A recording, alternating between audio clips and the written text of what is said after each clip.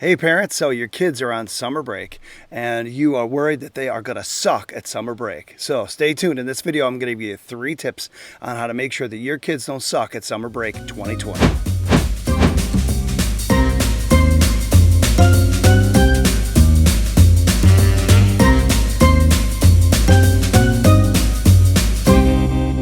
All right, parents, so this one's for you. I got 3 tips for you today on how to help your kids suck less at summer break 2020. What I'm really getting at here is what's called the summer slide. Now, teachers and community organizations, parents have always noticed that some students tend to slide backwards with their knowledge or experience or the content from what they learned in the school year. They call that the summer slide. Well, if you want your kids to suck less and experience less of the summer slide and they're ready, prepped for fall, here are my 3 basic tips. Okay, here we go. Number 1, just stop educating your kids. Yeah, seriously, I know. I could hear every teacher and every parent that has kids sucking the air out of the room that they're in. The airbag, it's almost full. What do we do? But what I'm really saying here is stop worrying about content. One of the last things you could do is to structure your kids' entire summer around content and crush their creativity, inquisitiveness, and those things that make summer awesome. So summer is all about kids being able to wonder and experience, explore, innovate, create, whatever. And so if you crush that by focusing on content, you're just not going to do your kid any favors. So what do?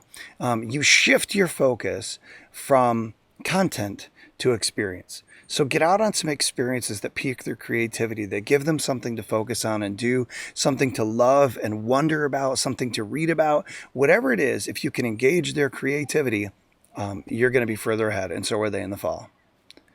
Number 2. Stop entertaining your kids. Like, seriously, you do not have to be the director and be-all of their activities on a daily basis. Now, you might be saying to me, hey, Brian, whoa, pump the brakes there, bro. Because here's the deal. If I don't do that, they're going to want to be like with me, and that horrifies me.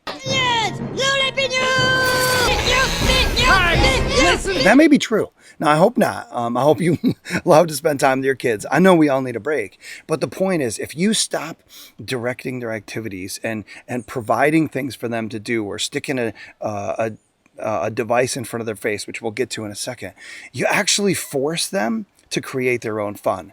And when kids create their own fun, yes, they might get into a little bit of trouble, but when they're engaging parts of their brains that frankly school doesn't engage enough, they're actually going to be building skills or finding new passions that could actually help them when they enter school in the fall. So I'm going to give you a quick tip on this one, is watch your kids when you back off, watch what they gravitate towards and watch what they gravitate away from.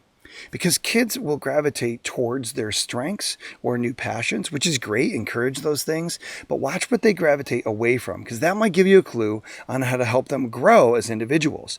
We often need to sharpen those areas of our lives that are weakest. But the problem is we want to get away from those things. And that's one thing that you as a parent can do to coach your kids at being better at life.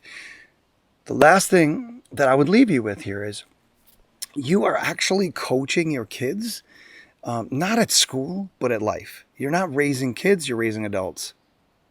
Okay, number 3, stop electrifying your kids. Like, shocking. I'm sorry, I know it's a little shocking to say that, but what I mean, I think you'll agree, is kids today are plugged in, connected, directed by somebody else and with somebody else all the time. So one of the things I encourage students to do is back off a little bit and plug in with their family. And so for you, on the other side of this, parents, I would say, if your kids are unplugged and their brains can reconnect with nature, sunlight, vitamin D, sports, reading, something other than this stinking device, then there's a chance for you to make sure that when crisis hits their life, they run to you and not to somebody else. They run to somebody who can provide them with the values to guide them through a crisis. And you want that someone to be you. So get a time where you unplug, where they unplug, and you guys just reconnect as a family. All right, so those are my 3 tips on how to help your kid suck less at summer break 2020. If you got some value out of this video, go ahead and click that like button, and look into subscribing. So I'm planning on putting on content all summer about science-related jobs, science experiments you could do with your kids, tutorials on science, even helping out science teachers on sucking less at their job when the fall comes back. So hit that subscribe button, share it with a friend. If you do subscribe, hit that little notification bell because that'll just let you know every time a video goes live. We look forward to seeing you in the next video. Take care.